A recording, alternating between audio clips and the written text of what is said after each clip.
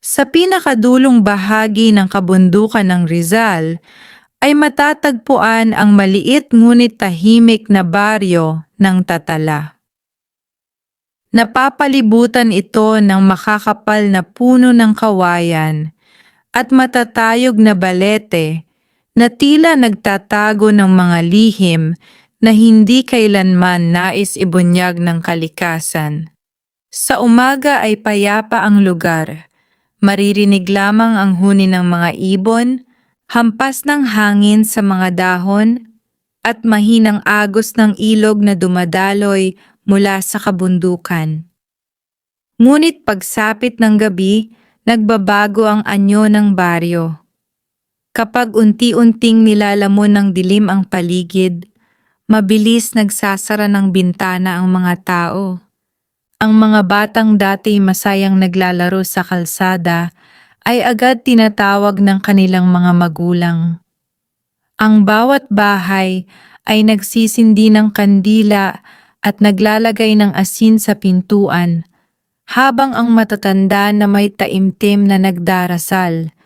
May isang dahilan kung bakit takot ang mga tao sa gabi.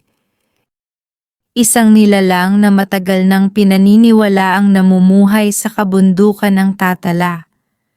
Ang manananggal. Marami ng kwento tungkol dito ang kumalat sa baryo.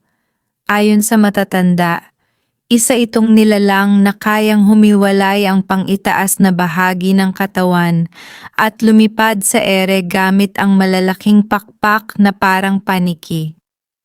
Mahaba raw ang dila nito at ginagamit upang sipsipin ang dugo ng mga natutulog. Subalit walang makapagpatunay kung totoo nga ito. Hanggang sa nagsimula ang sunod-sunod na pagkawala ng mga hayop sa baryo. Tuwing umaga ay may natatagpo ang mga manok, kambing, at minsan pati aso na wala ng buhay at tila pinatuyo ng dugo. Walang sugat maliban sa maliliit na butas sa leeg. Dahil dito, lalong lumakas ang bulong-bulungan tungkol sa nilalang na matagal nang kinatatakutan ng mga taga-Tatala. Hindi ordinaryong hayop ang may gawa niyan, bulong ng matandang si Mang Isko habang nakaupo sa harap ng tindahan ni Aling Rosa. Bumalik na naman siya. Tahimik nakikinig ang mga tao sa paligid, kahit ang mga bata ay hindi makapagsalita. Akala ko ba matagal nang nawala ang manananggal? Tanong ng isang binata. Napabuntong hininga si Mang Isko bago sumagot. Akala lang natin. Sa kabilang bahagi ng baryo ay matatagpuan ang lumang bahay ng pamilya ni Daniel, isang 22 taong gulang na binata na bagong balik mula Maynila.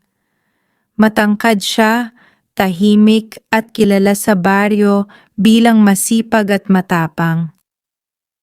Umalis siya noon upang magtrabaho sa syudad, ngunit napilitang bumalik matapos magkasakit ang kanyang ina.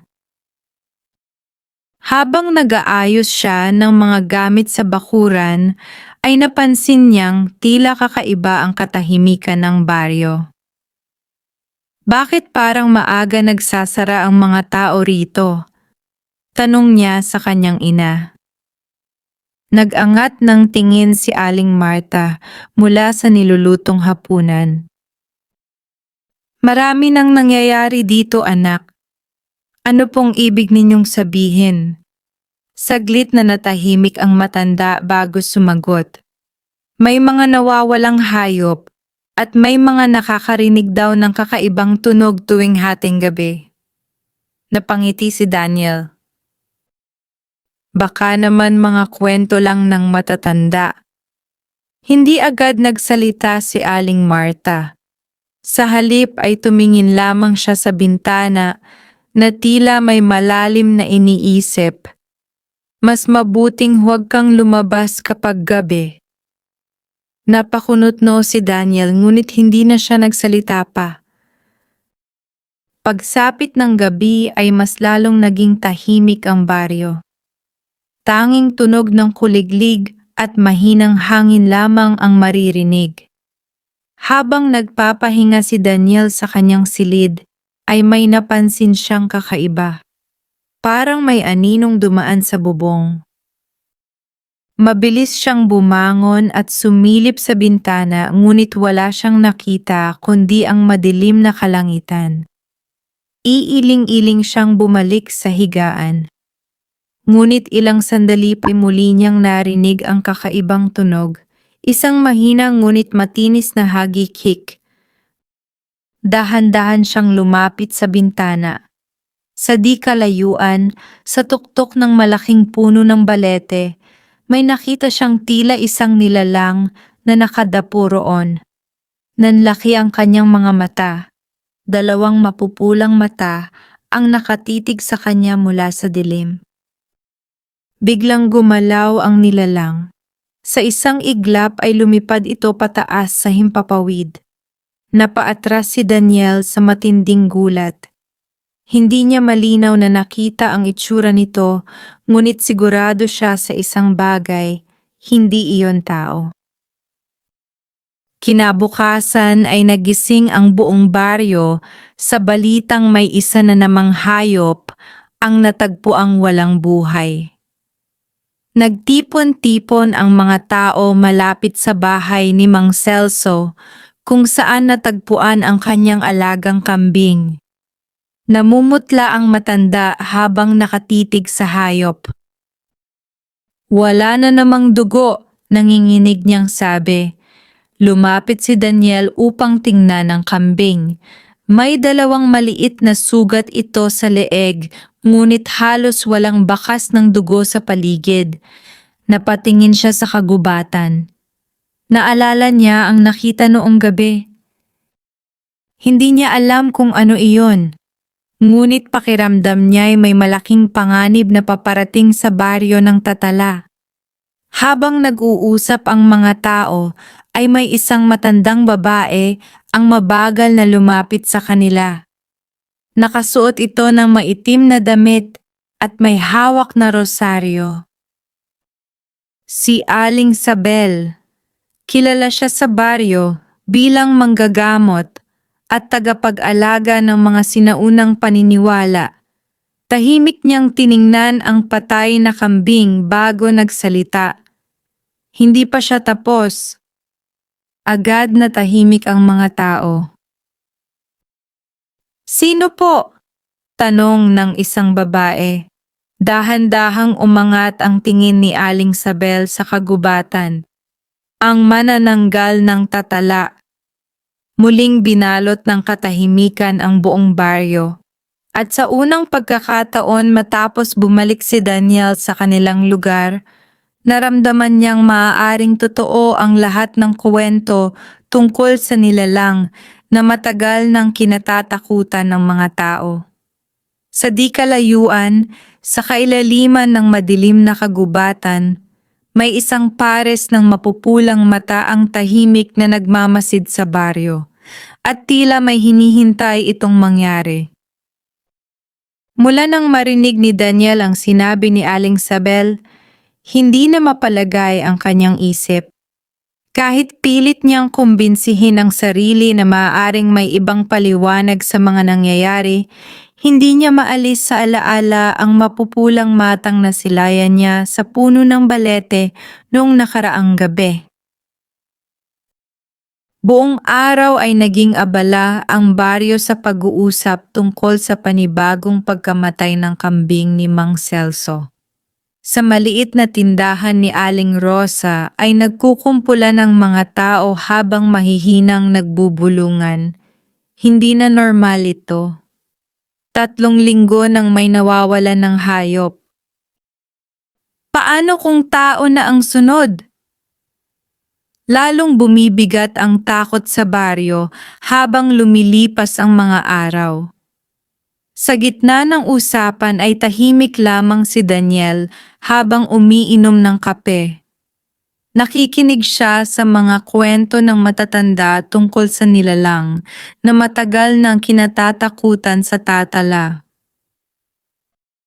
Ayon kay Mang Isko, Mahigit 30 taon na ang nakalipas nang unang lumitaw ang manananggal sa baryo.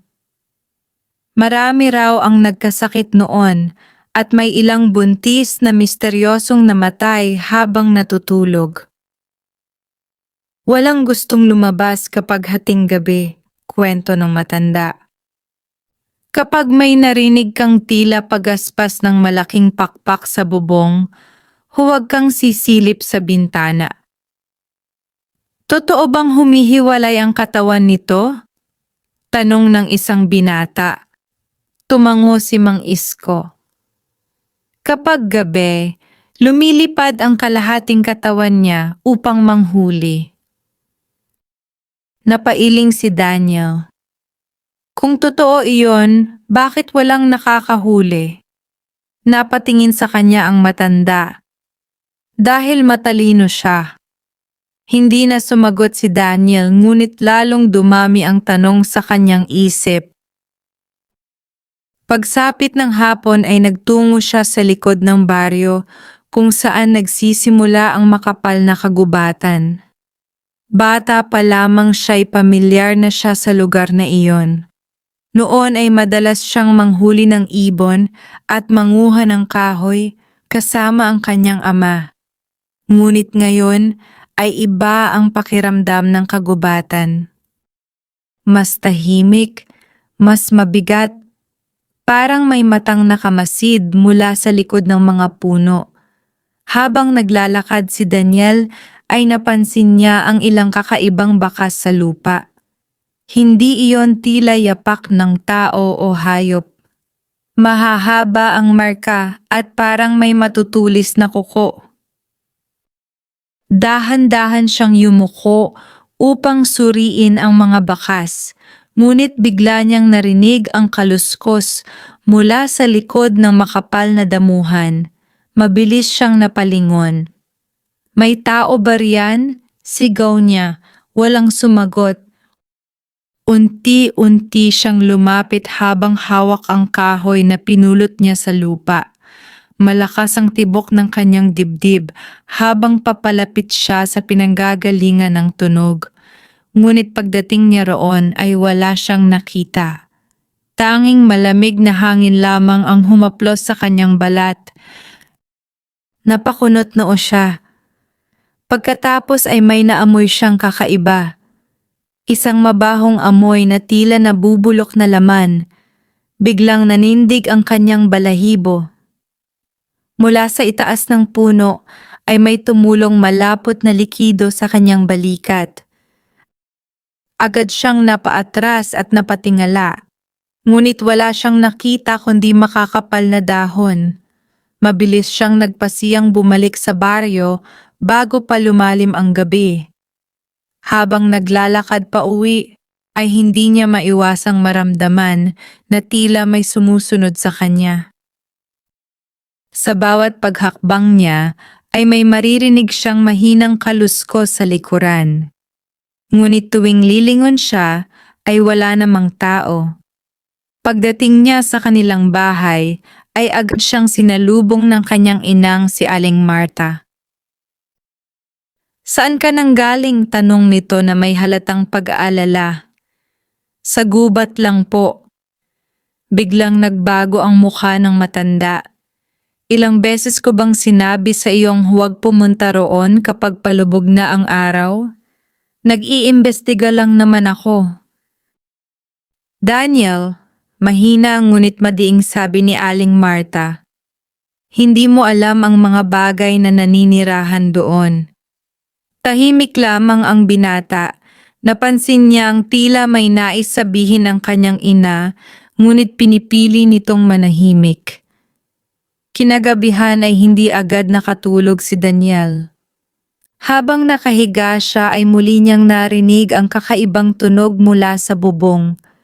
Pagaspas, mabigat at mabagal. Parang may malaking ibong dumapo. Dahan-dahan siyang bumangon. Sa pagkakataong iyon ay kumuha siya ng lampara bago lumapit sa bintana. Huminga siya ng malalim sa kasumilip. Nanlamig ang kanyang buong katawan. May isang nilalang na nakadapo sa bubong ng katabing bahay. Isang babae. Mahaba ang buhok nito at maputla ang balat. Ngunit ang pinakanakakatakot ay ang katawan nitong putol sa baywang. Ang ibabang bahagi ay wala. Mula sa likod nito ay nakabuka ang malalaking pakpak na tila pakpak ng paniki.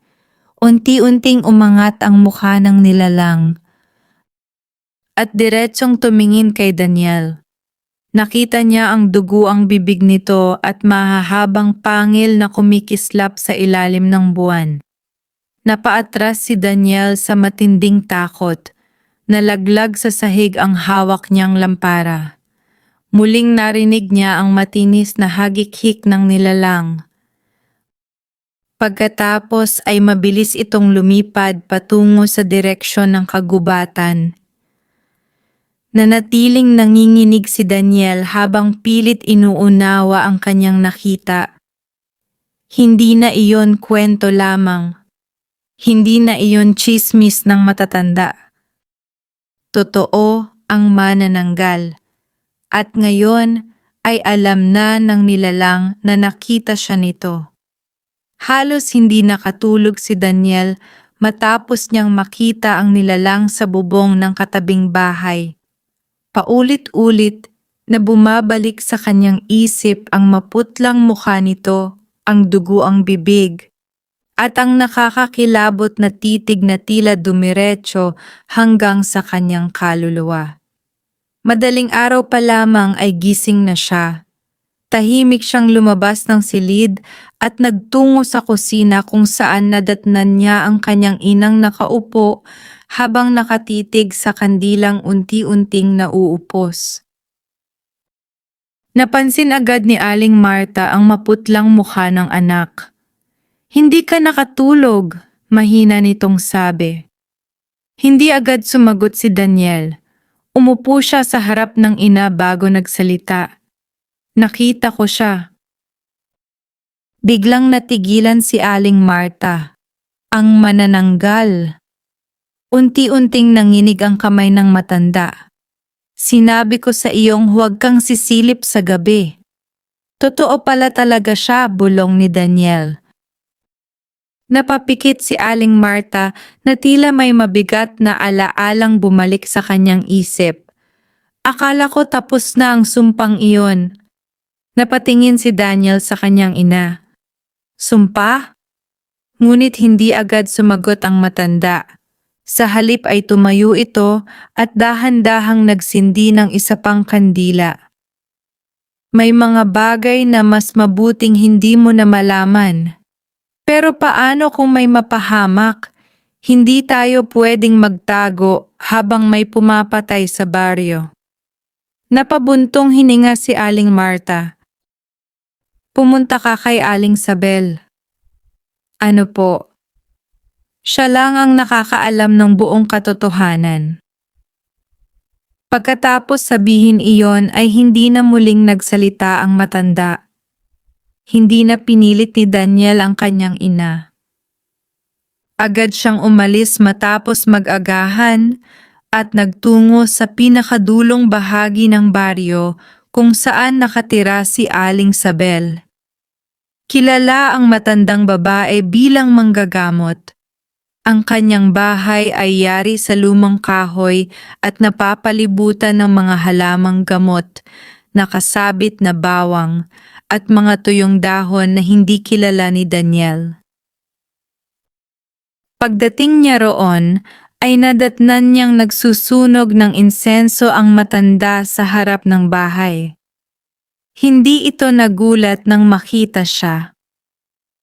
"Alam kong pupunta ka," sabi ni Aling Sabel habang hindi inaalis ang tingin sa usok ng insenso.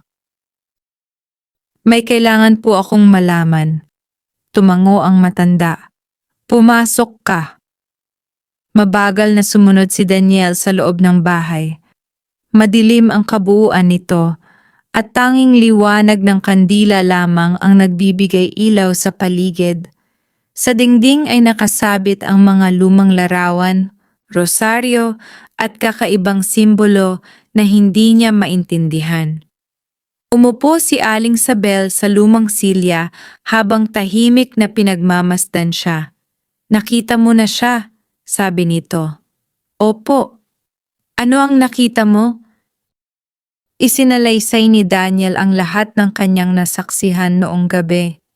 Tahimik lamang na nakinig ang matanda. Nang matapos siya ay dahan-dahang tumango si Aling Sabel.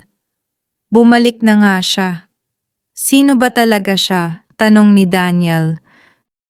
Sandaling natahimik ang matanda bago sumagot. Noong unang panahon, may isang babae rito sa Tatala na kilalang maganda at mabait. Ang pangalan niya ay Lucia.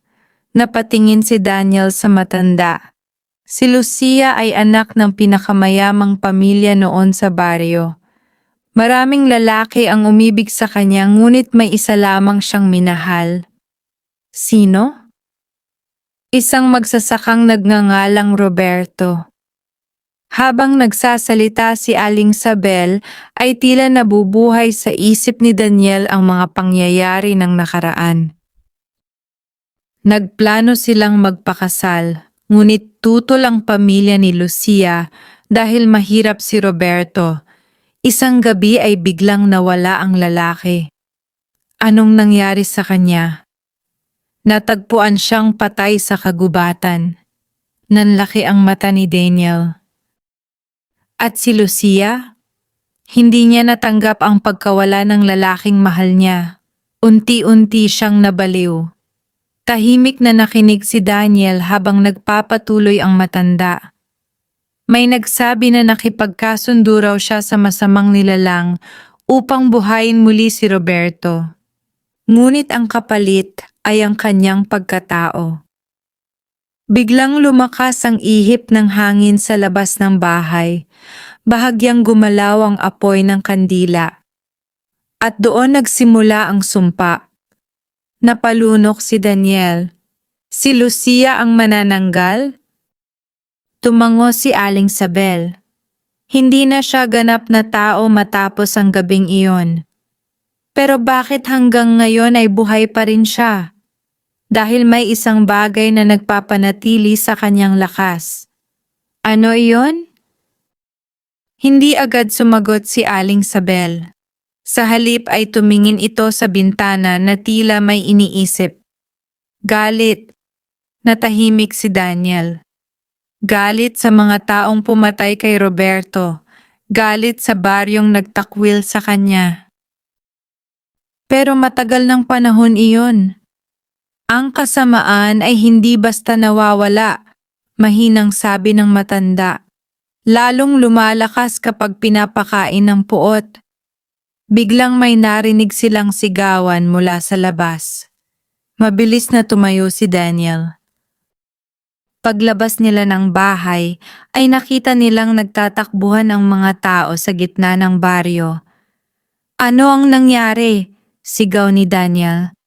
Namumutlang lumapit si Mang Celso. "Nawawala si Lina." "Sinong Lina?"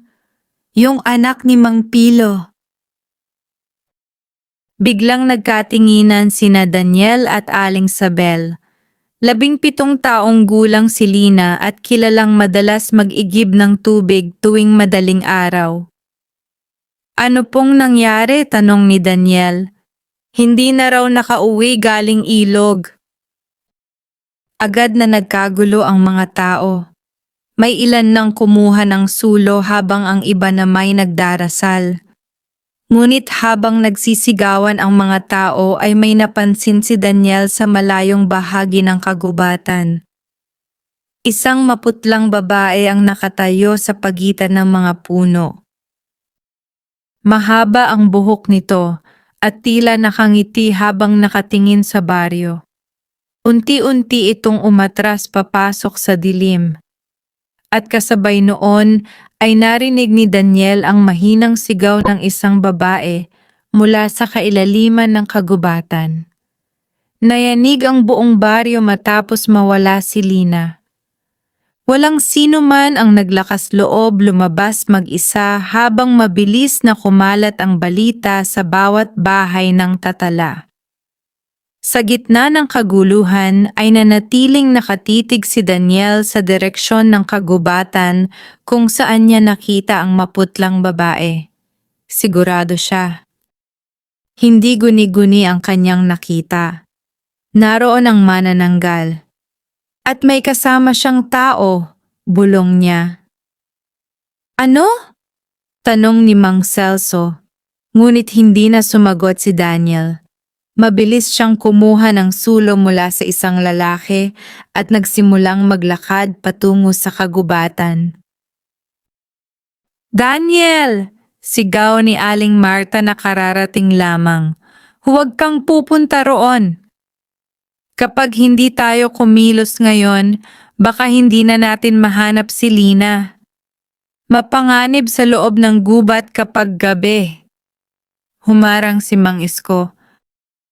Tama ang nanay mo. Hintayin na lang natin ang umaga. Ngunit umiling si Daniel. Baka patay na siya bago pa sumikat ang araw.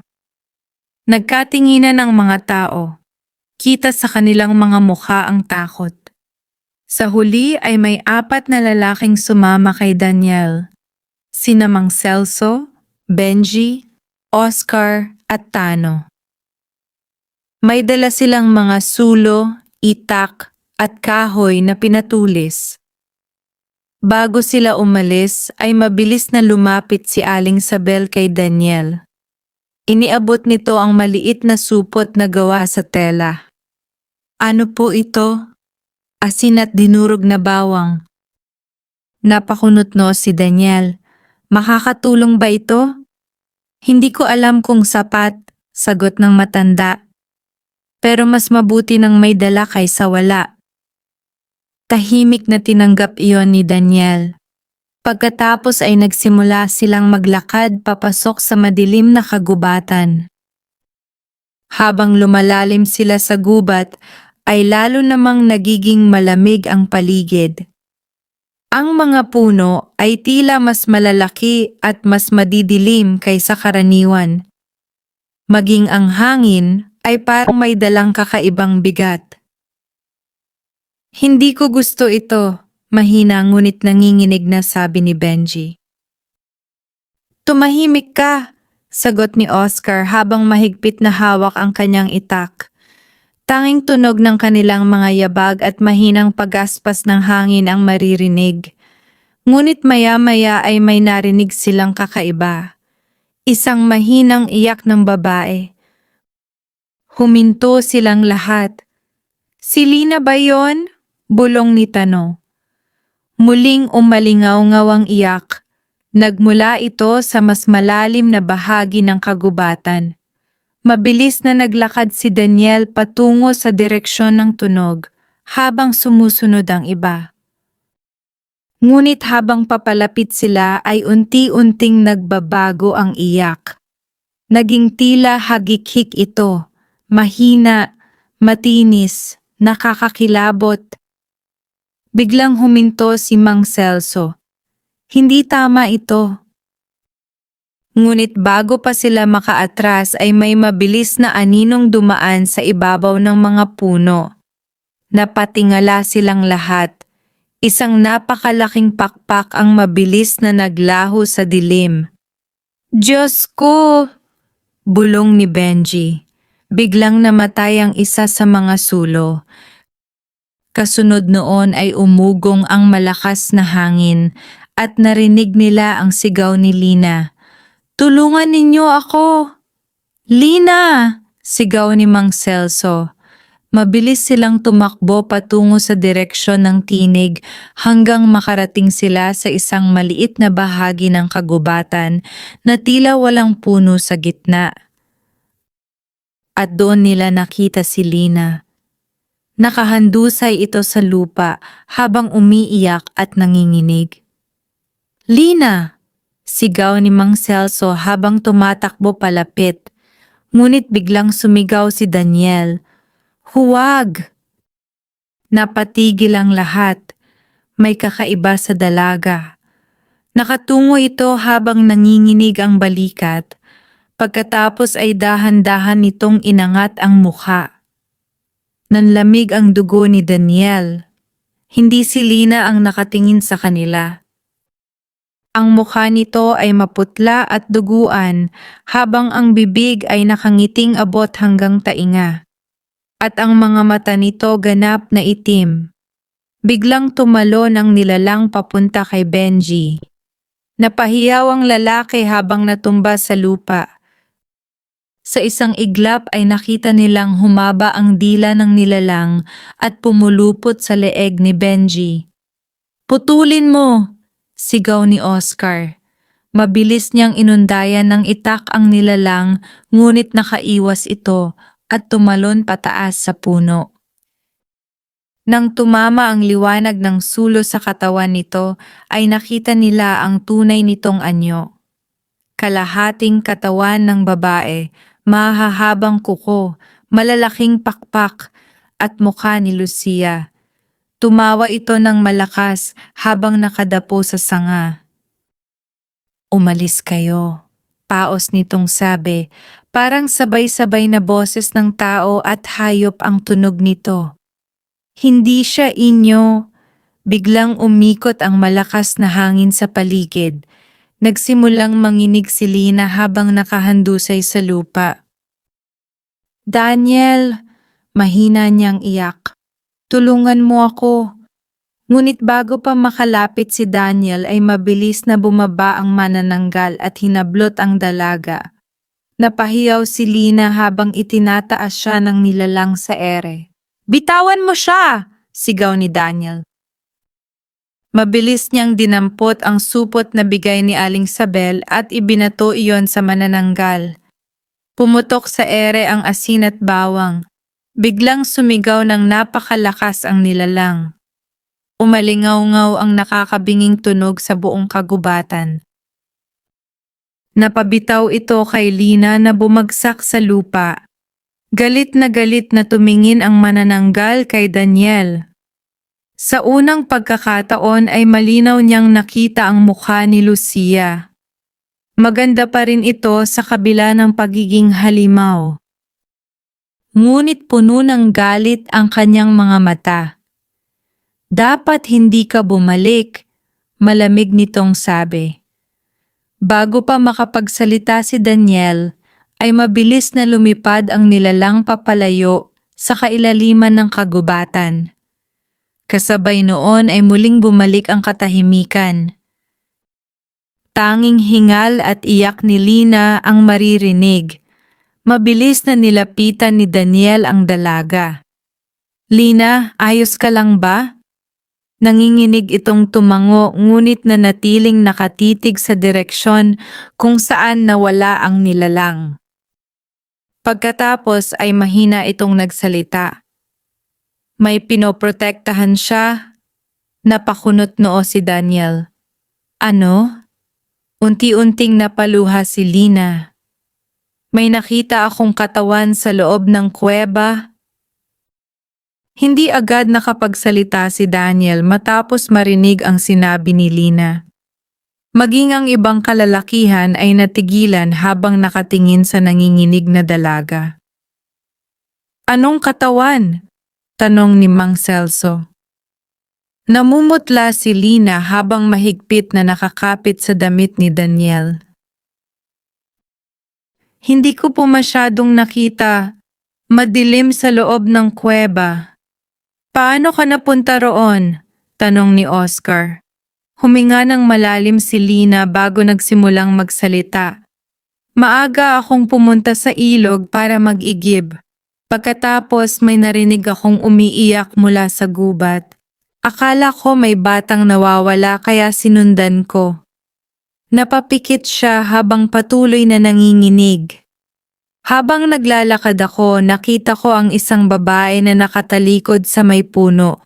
Mahaba ang buhok niya at nakaputing damit." Agad nagkatinginan sina Daniel at Mang Celso. "Si Lucia?" bulong ni Tano. Tumango si Lina. "Tinawag ko siya pero hindi siya sumagot. Unti-unti siyang naglakad papasok sa gubat kaya sinundan ko."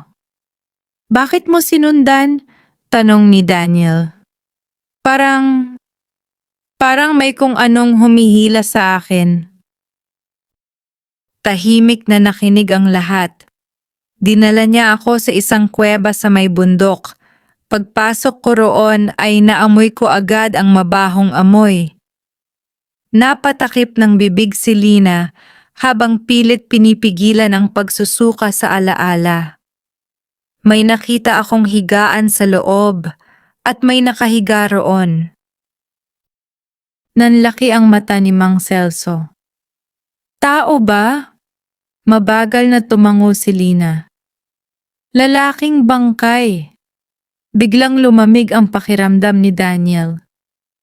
Buhay pa ba? Hindi ko alam. Nanginginig na sagot ni Lina. Pero parang hindi naaagnas. Napatingin si Daniel sa kadiliman ng kagubatan. Naalala niya ang kwento ni Aling Sabel tungkol kay Roberto. Posible kayang pagkatapos noon, patuloy ni Lina, lumabas siya mula sa dilim. Sino? Ang manananggal. Napaiyak ang dalaga. Nakatingin lang siya sa akin habang nakangiti. Natahimik ang grupo. Kaya mo bang ituro kung nasaan ang kuweba? Tanong ni Daniel. Mabilis na umiling si Lina. Ayoko nang bumalik doon. Pero baka mahalaga iyon. Hindi tayo pwedeng bumalik ngayong gabi, singit ni Mang Celso. Halos hindi nga tayo nakaligtas. Tahimik na nag-isip si Daniel. Tama ang matanda. Pagkatapos ng nangyari ay malinaw ng hindi ordinaryong nilalang ang kalaban nila. Mabagal silang bumalik sa baryo habang inalalayan si Lina. Ngunit habang naglalakad sila palabas ng kagubatan, ay pakiramdam ni Daniel ay may matang patuloy na nagmamasid sa kanila mula sa dilim. At sa bawat pagaspas ng hangin ay tila may mahinang hagik-hik siyang naririnig. Pagdating nila sa baryo ay agad silang sinalubong ng mga tao. Napaiyak ang ina ni Lina nang makita ang anak na buhay. Ngunit mabilis ding kumalat ang balita tungkol sa kanilang nakita sa kagubatan. Totoo nga ang manananggal. Diyos ko po, ano na ang mangyayari sa atin? Naghalo ang takot at kaba sa buong baryo. Habang abala ang mga tao ay tahimik namang lumapit si Aling Sabel kay Daniel. Nakita mo na siya ng malinaw, sabi nito. Tumango si Daniel at sinabi niyang hindi ako dapat bumalik. Biglang nagbago ang ekspresyon ng matanda. Ano pa ang sinabi niya? Parang kilala niya ako. Natahimik si Aling Sabel. At may katawan daw sa kuweba. Napapikit ang matanda na tila matagal na nitong inaasahan ang balitang iyon. Si Roberto, mahina nitong sabi. Buhay pa ba siya? Higit pa sa kamatayan ang sinapit niya. Napakunot noo si Daniel. Ano pong ibig ninyong sabihin? Hindi kayang tanggapin ni Lucia ang pagkawala ng lalaking mahal niya. Kaya gumawa siya ng ritual upang buhayin ito. Pero nabigo siya, tumango si Aling Sabel. Ang bumalik ay hindi naganap na tao. Biglang nanindig ang balahibo ni Daniel. Ano siya ngayon? Hindi ko alam. Natahimik silang dalawa. Makalipas ang ilang sandali ay nagsalita muli ang matanda. May sikreto ang baryong ito na matagal nang ibinao ng mga tao. Ano iyon? Tumingin si Aling Sabel sa paligid upang tiyaking walang nakikinig. Hindi aksidenteng namatay si Roberto. Biglang bumigat ang pakiramdam ni Daniel. Ano pong ibig ninyong sabihin? Pinatay siya. Nanlaki ang mata ng binata. Noong panahon na iyon, ayaw ng mayayamang pamilya na mapunta si Lucia sa isang mahirap na magsasaka. Kaya Isang gabi ay ipinahuli nila si Roberto. Sinong pumatay sa kanya? Hindi agad sumagot si Aling Sabel. Sa halip ay tumingin ito diretso kay Daniel. Ang pamilya mo. Parang biglang tumigil ang mundo ni Daniel. Ano? Ang lolo mo, ang isa sa mga taong nag-utos na alisin si Roberto. Hindi agad nakapagsalita si Daniel. Pakiramdam niya ay nawalan siya ng hangin. Hindi totoo iyan. Matagal nang itinago ng baryo ang kasalanang iyon. Napaatras si Daniel. Naalala niya ang sinabi ng manananggal, dapat hindi ka bumalik. Biglang nagkaroon ng kahulugan ang mga salita nito.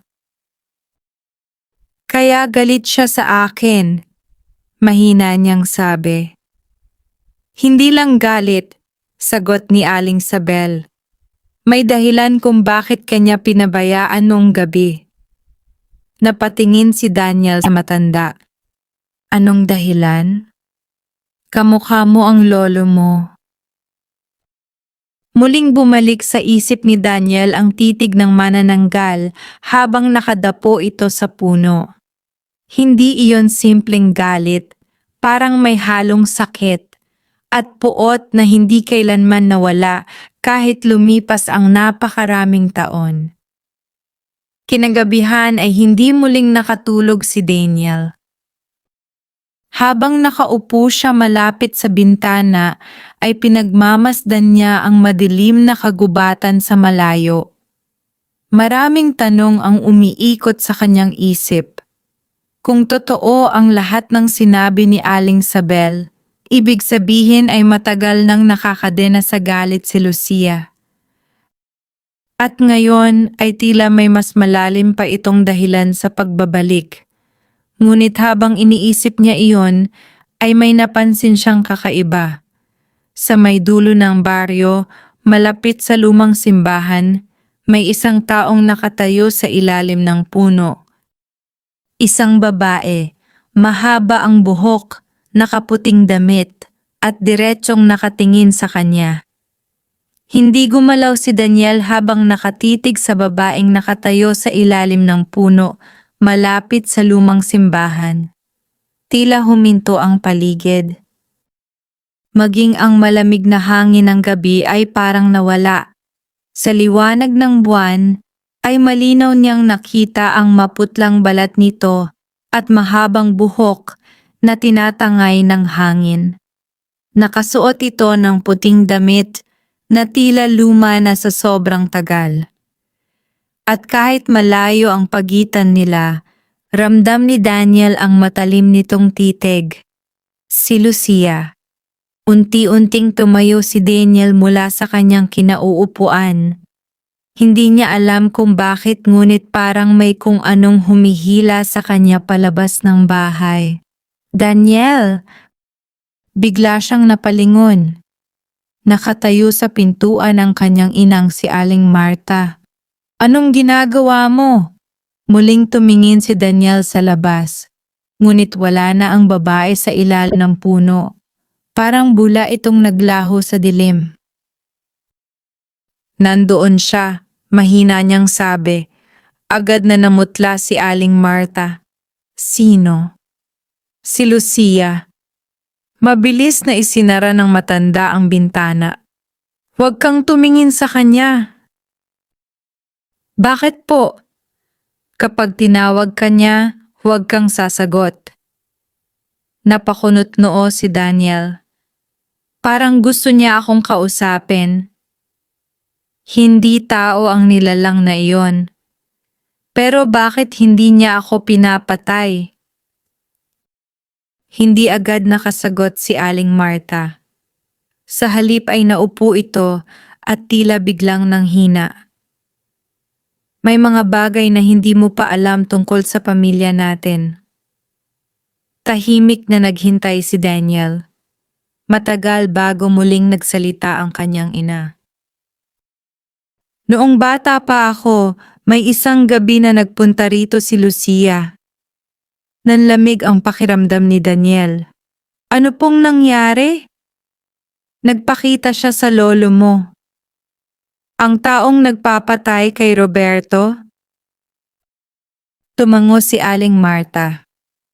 Halos mabaliw ang lolo mo matapos siyang makita. Ilang araw siyang nilagnat at paulit-ulit na nagsasalita habang natutulog. Ano raw po ang sinasabi niya? Mabagal na huminga ang matanda. Na hindi raw dapat pinatay si Roberto. Natahimik si Daniel. May sinabi pa siya bago siya namatay. Ano po iyon? Unti-unting tumingin sa kanya si Aling Marta. Babalikan tayo ng sumpa. Muling bumigat ang katahimikan sa loob ng bahay. Pagkaraan ng ilang sandali ay may malakas na katok na narinig mula sa labas. Napatingin silang dalawa sa pinto. Muling kumatok. Kasunod noon ay isang mahinang tinig ng babae. Daniel! Biglang nanindig ang balahibo ng binata. Kilalang kilala niya ang boses na iyon. Si Lina. Ngunit mabilis siyang pinigilan ni Aling Marta. Huwag mong bubuksan. Baka si Lina talaga iyon. Umiling ang matanda. Hindi normal ang oras na ito. Muling nagsalita ang babae mula sa labas. Daniel, tulungan mo ako. Halos mabasag ang dibdib ni Daniel sa narinig. Tunog takot at pag-iyak ang boses. Muli siyang lumapit sa pinto, ngunit mariing hinawakan ng kanyang ina ang kanyang braso. Makinig ka sa akin, nanginginig nitong sabi. Kapag may tumatawag sa iyo sa hating gabi, huwag mong sasagutin. Muling kumatok. Mas malakas. Daniel! Biglang napansin niya ang kakaiba. Walang yapak sa labas. At kahit nagsasalita ang babae, wala silang marinig na paghinga. Dahan-dahang umatras si Daniel. Pagkaraan ng ilang segundo ay tumigil ang katok. Muling bumalik ang katahimikan. Ngunit maya-maya ay may narinig silang pag-aspas sa bubong. Mabigat, mabagal, at tila may kung anong gumagapang sa itaas ng kanilang bahay. Unti-unting namatay ang apoy ng kandila. Nagdilim ang buong silid. Napahawak si Aling Marta sa rosaryong nasa kanyang leeg habang taimtim na nagdarasal. Samantala, pilit namang pinapakalma ni Daniel ang mabilis na tibok ng kanyang puso. Pagkatapos ay may tumulong likido mula sa kisame. Patak, patak, patak. Dahan-dahang tumulo iyon sa sahig. Nang tamaan ng liwanag ng buwan ay nakita ni Daniel ang kulay nito. Dugo. Biglang narinig nila ang matinis na tawa mula sa bubong. Kasunod noon ay mabilis na pag-aspas ng pakpak. Mabilis na tumakbo si Daniel palabas ng bahay habang hawak ang lampara. Daniel! Sigaw ng kanyang ina. Ngunit hindi na siya huminto.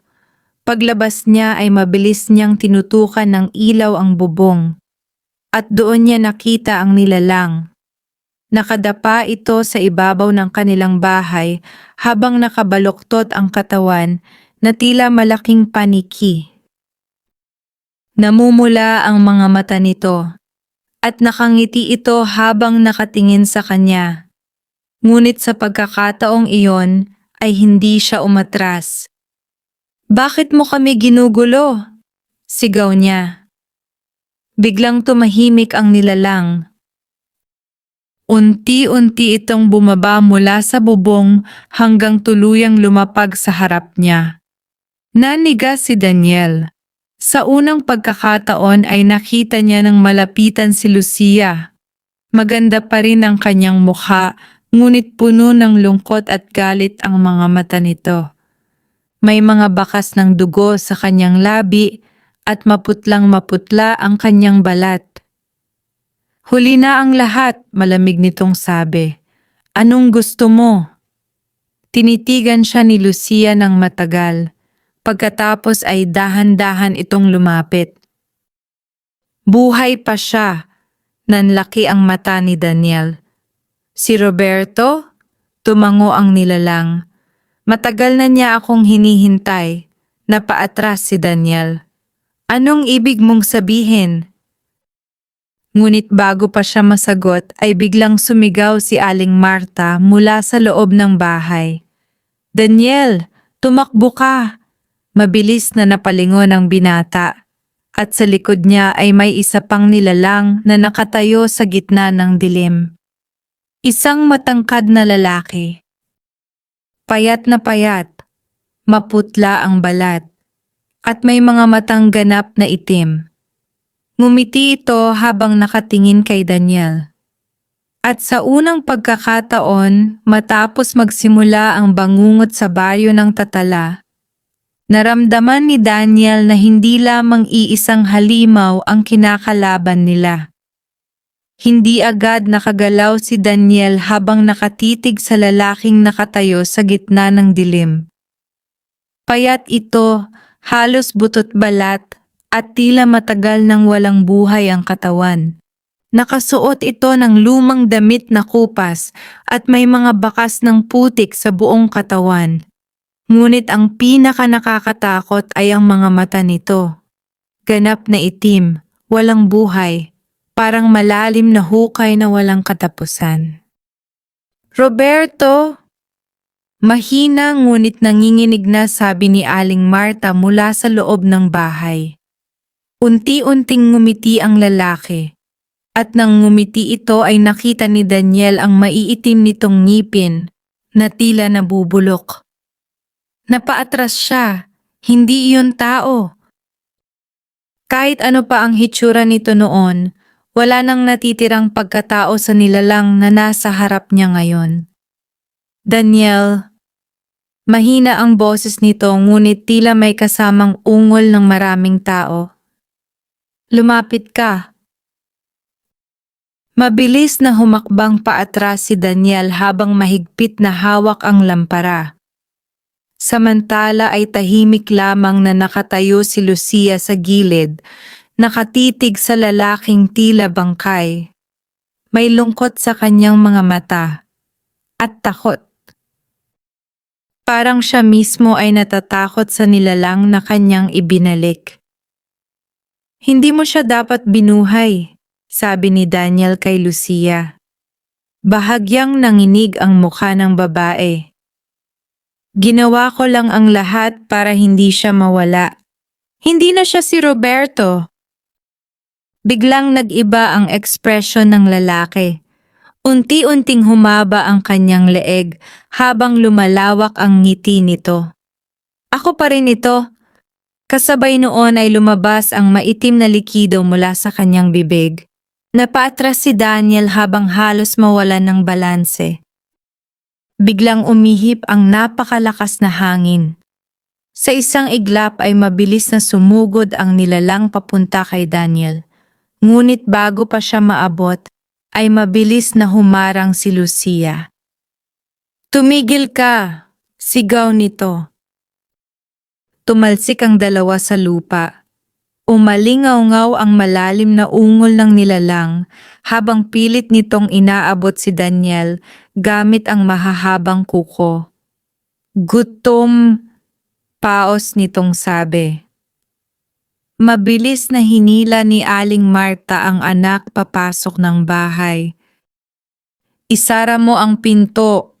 Agad isinara ni Daniel ang makapal na kahoy na pinto habang nanginginig.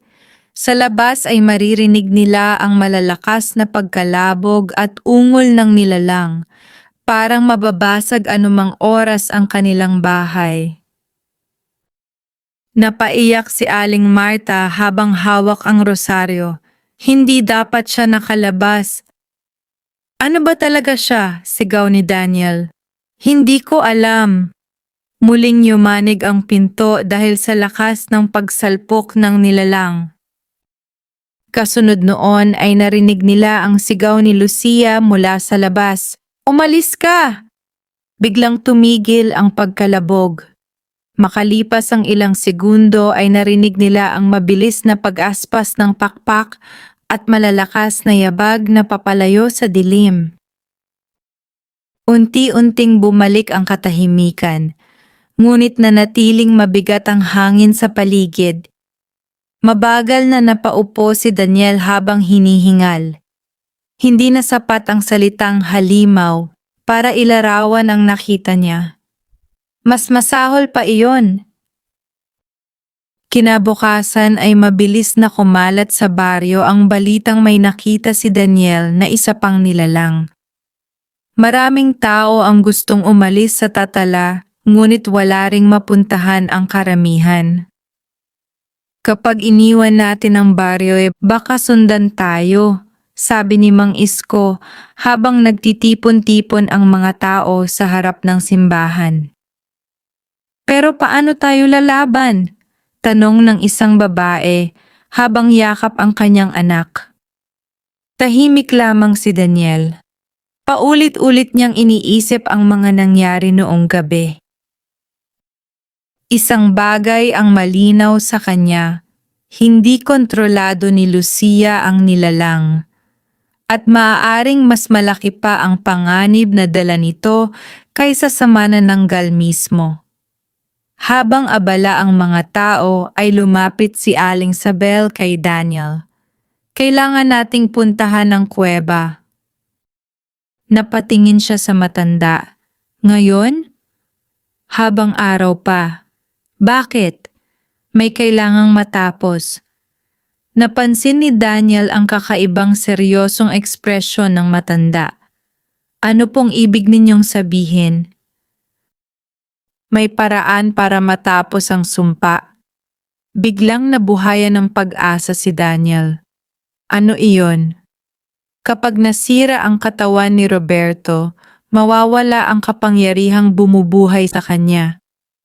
Pero sabi niyo hindi siya normal. Dahil hindi dapat siya nabuhay muli. Tahimik na nakinig si Daniel. Ang ritual na ginawa ni Lucia ay ipinagbabawal. Gumamit siya ng dugo at kaluluwa upang ibalik ang taong mahal niya. Kaya naging ganito siya? Tumango si Aling Sabel.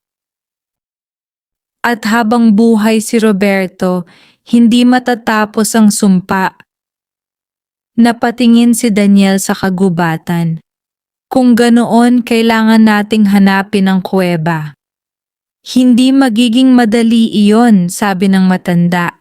Babantayan tayo ni Lucia. Pero parang ayaw din niyang makawala si Roberto. Sandaling natahimik si Aling Sabel. Dahil mahal pa rin niya ito. Pagmamahal ba iyon?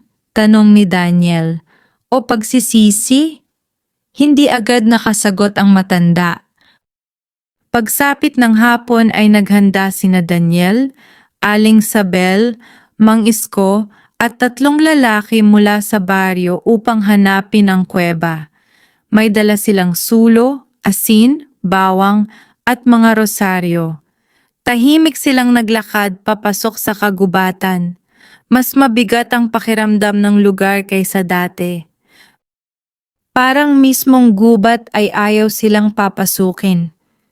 Habang papalalim sila ay napansin ni Daniel ang mga bakas sa lupa.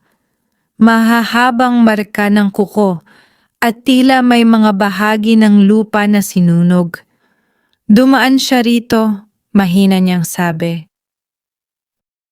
Biglang huminto si Aling Sabel. Napatingin ito sa unahan. Sa pagitan ng mga puno ay may isang babae na nakatayo, si Lucia. Hindi ito gumagalaw. Tahimik lamang silang pinagmamasdan.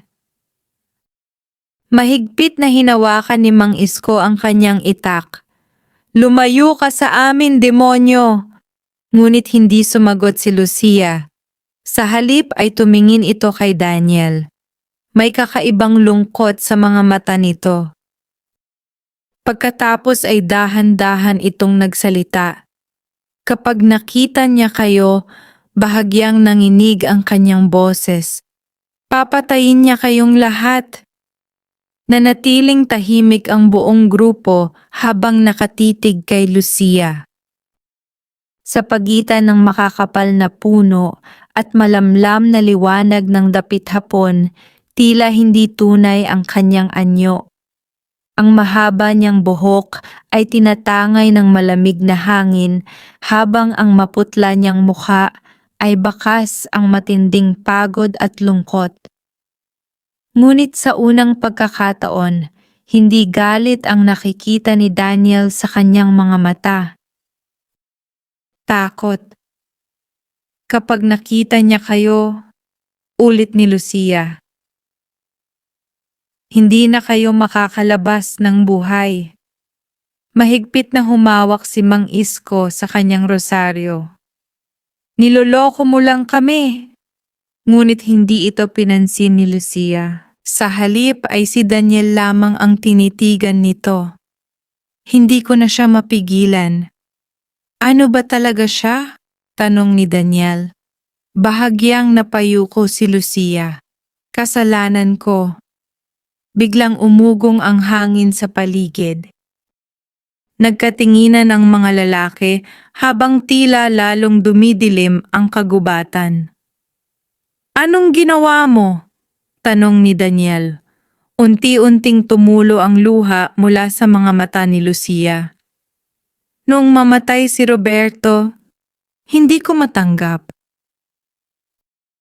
Habang nagsasalita siya, ay tila bumibigat ang hangin sa paligid. May isang matandang babae noon sa bundok na nagsabi sa akin na kaya niyang ibalik ang taong mahal ko. "Anong kapalit?" tanong ni Aling Sabel. "Kaluluwa." Natahimik ang lahat. Akala ko noon kaya kong bayaran ang kahit anong kapalit para lamang mabuhay siyang muli. Napapikit si Lucia. Pero hindi ko alam na may ibang bagay na sasama pabalik. Nanindig ang balahibo ni Daniel. "Ano yun?" Unti-unting tumingin si Lucia sa kailaliman ng kagubatan. Isang gutom na hindi nauubos. Biglang may malakas na ungol na umalingaw-ngaw mula sa malayo. Nayanig ang buong paligid. Nagkatinginan ang grupo. "Siya iyon, mahina ngunit nanginginig na," sabi ni Lucia. Mabilis siyang lumapit kay Daniel. "Makinig ka sa akin." Hindi gumalaw si Daniel. Nasa ilalim ng kuweba ang tunay niyang katawan. Kapag sinunog mo iyon, matatapos ang lahat.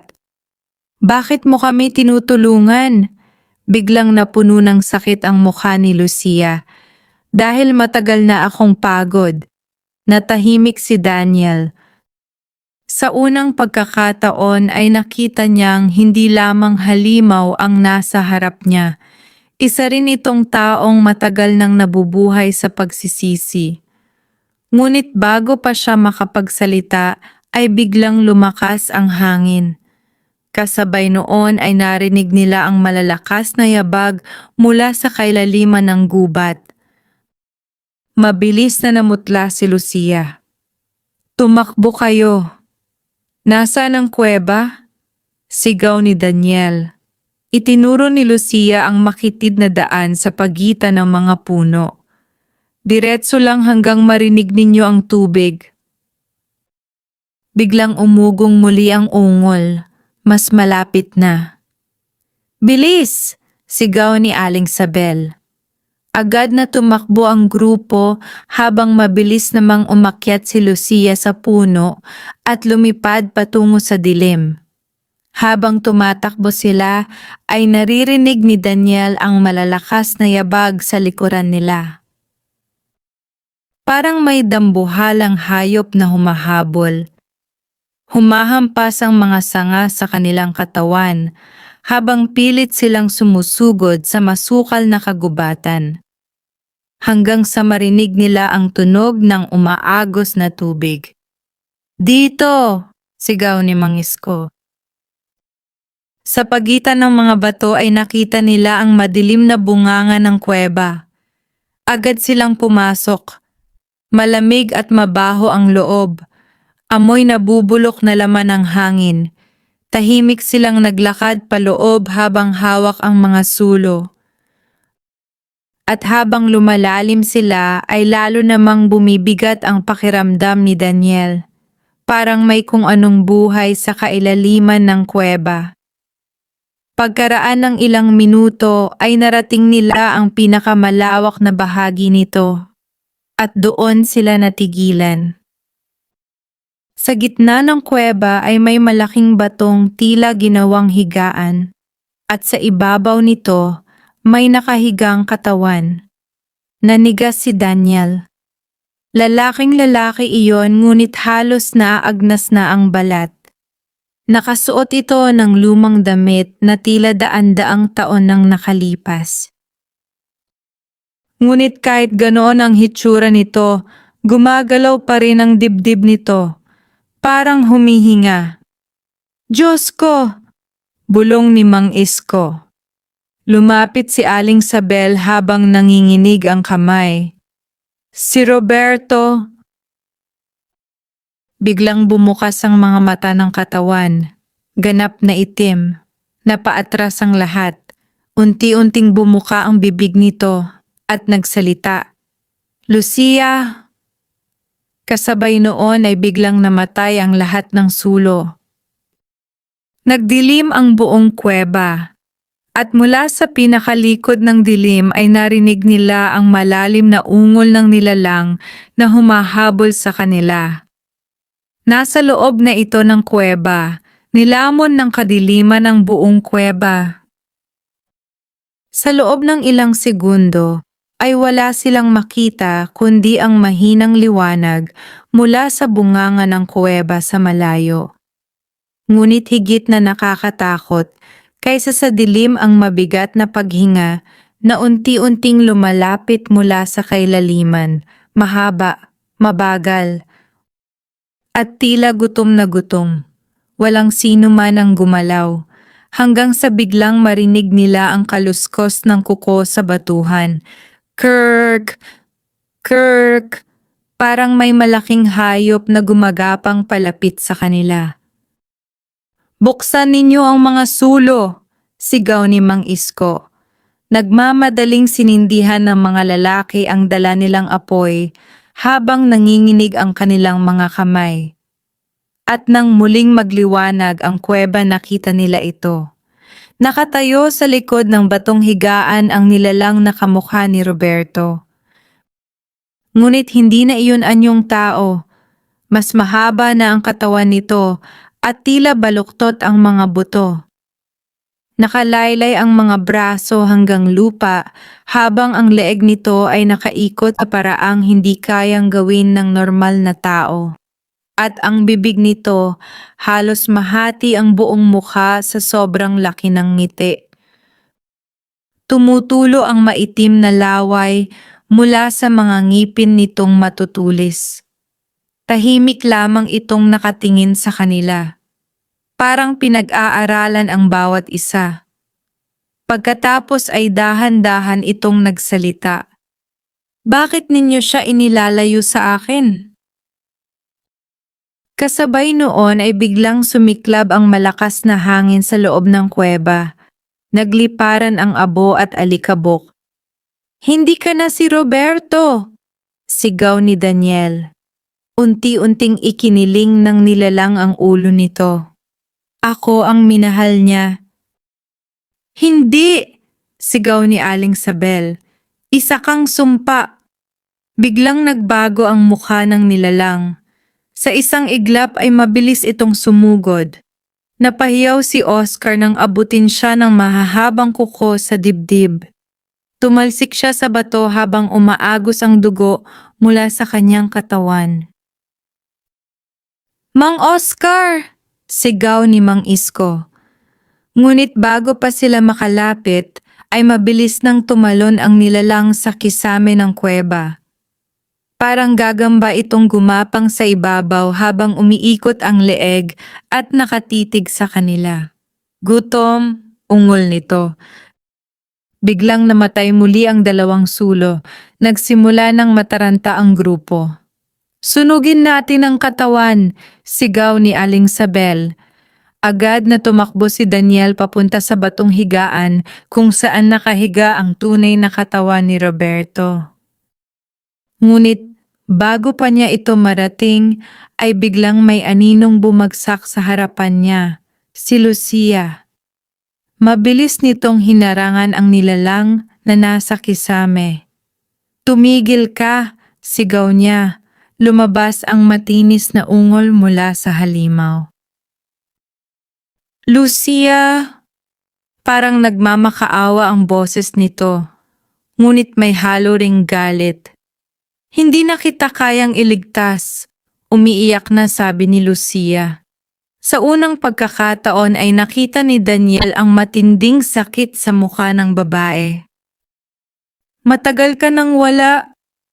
Unti-unting bumaba ang nilalang mula sa kisame. Habang papalapit ito kay Lucia ay tila bumabalik saglit ang anyo nitong tao. Ngunit ilang segundo lamang iyon. Muling nag-itim ang mga mata nito at bumuka ng malaki ang bibig. "Hindi mo ako iiwan." Biglang sumigaw ang nilalang at mabilis na sinunggaban si Lucia. Tumalsik silang dalawa sa sahig ng kuweba. Nayanig ang buong paligid. Habang nagpupumigla si Lucia, ay mabilis namang tumakbo si Daniel patungo sa katawan ni Roberto. Agad niyang ibinuhos ang langis na dala nila sa bangkay. Ngunit bago pa niya masindihan ang apoy, ay biglang may humawak sa kanyang paa. Nanigas siya. Dahan-dahan niyang ibinaba ang tingin. Ang bangkay ni Roberto sa higaan bukas ang mga mata. At mahigpit na nakahawak sa kanyang paa ang nabubulok nitong kamay. "Wag!" Paos nitong sabi. Nanindig ang balahibo ni Daniel. Biglang gumapang palabas ng higaan ng katawan habang gumagalaw ang mga buto nito sa nakakakilabot na paraan. Hindi iyon bangkay, buhay iyon. O may bagay na nagpapagalaw rito. Mabilis na sinindihan ni Daniel ang sulo at itinapat sa katawan. Biglang sumigaw ng napakalakas ang nilalang.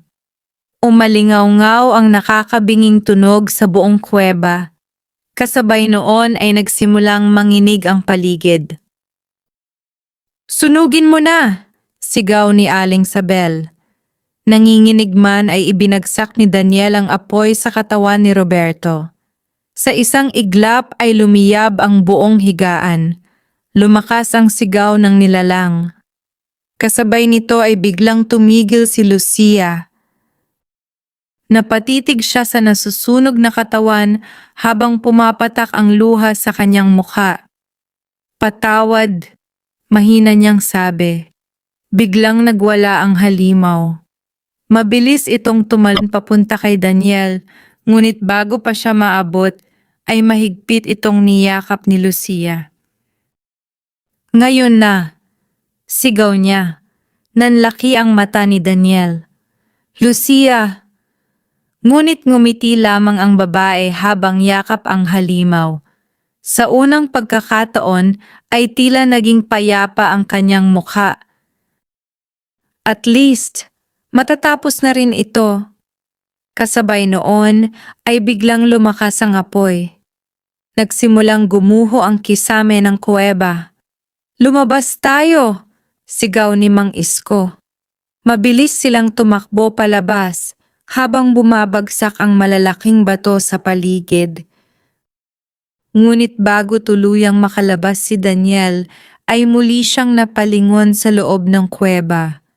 Sa gitna ng apoy ay nakita niya si Lucia. Tahimik itong nakatingin sa kanya.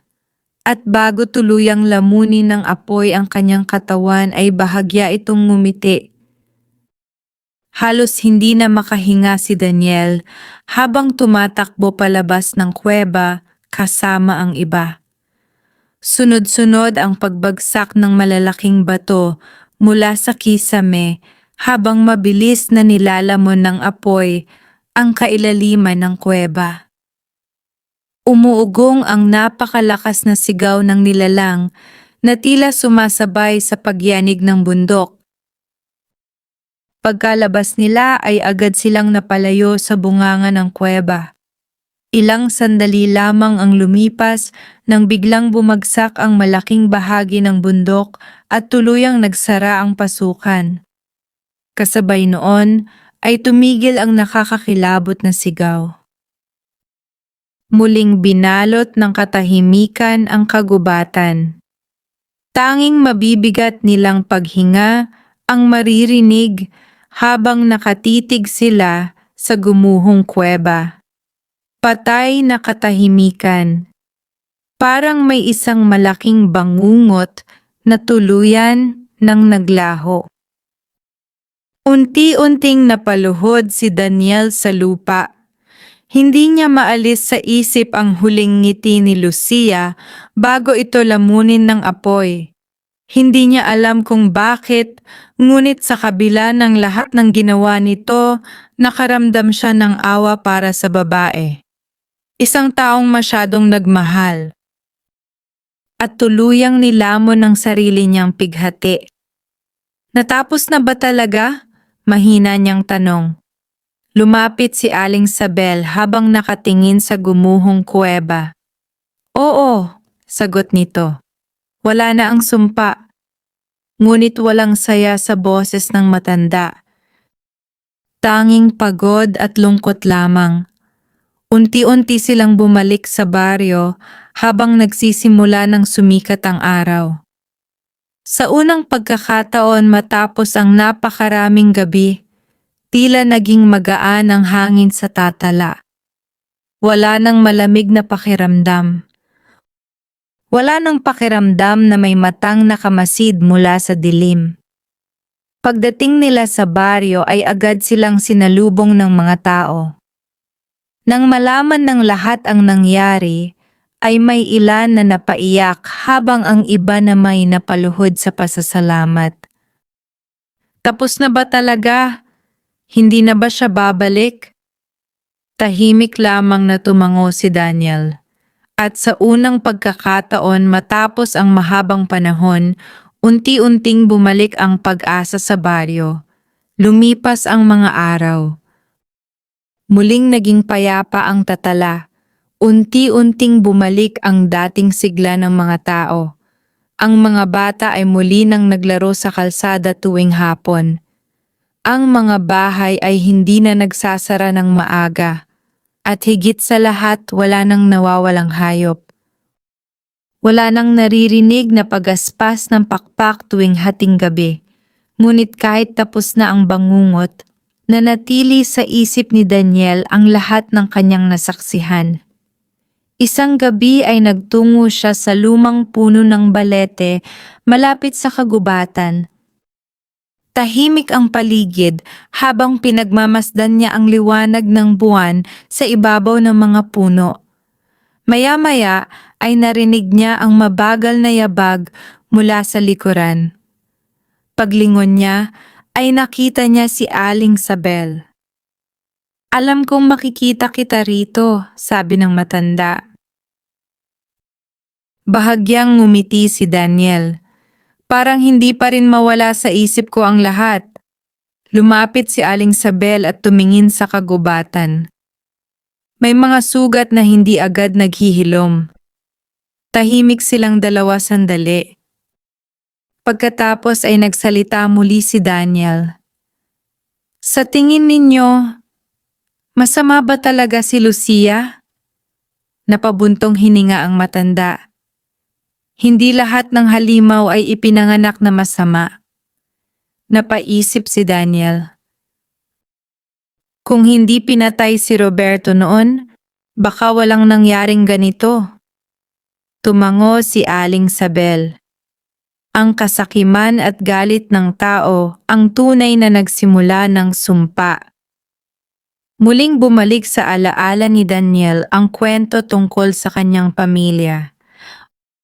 Ang kasalanang matagal itinago ng baryo. Siguro tama lang na natapos na rin iyon, mahina niyang sabi. Biglang umihip ang malamig na hangin. Kasabay noon ay may nahulog na puting bulaklak mula sa puno ng balete. Mabagal iyong bumagsak sa harapan ni Daniel. Pinulot niya ito at tahimik na pinagmasdan. Pag-angat niya ng tingin ay tila may nakita siyang babae sa pagitan ng mga puno. Maputi ang damit, mahaba ang buhok at nakangiti. Ngunit sa pagkakataong iyon ay wala ng galit sa mga mata nito. Tanging katahimikan. Pagkurap ni Daniel ay nawala rin agad ang anyo. Tahimik lamang siyang napangiti. Marahil ay tuluyan ng nakalaya ang kaluluwang matagal na nakakulong sa dilim. Lumipas pa ang maraming buwan at unti-unting naging alamat na lamang ang kwento ng manananggal sa baryo ng Tatala. May ilan pa ring naniniwala. May ilan namang nagsasabing katang-isip lamang ang lahat. Ngunit para kay Daniel, alam niyang totoo ang lahat ng nangyari. At habang pinagmamasdan niya ang tahimik na baryo isang gabi, napagtanto niyang may mga lihim na mananatiling nakabaon sa dilim, mga lihim na hindi kailanman dapat gambalain muli. Sapagkat kung minsan, ang tunay na halimaw ay hindi lamang matatagpuan sa kagubatan o sa dilim ng gabi, kundi sa puso ng taong handang gumawa ng kasamaan, alang-alang sa kapangyarihan, galit, at maling uri ng pag-ibig. At sa baryo ng Tatala, mananatiling buhay ang alaala ng gabing minsang namayani ang takot at ng babaeng naging halimaw dahil sa pag-ibig na hindi niya kayang bitawan. Wakas.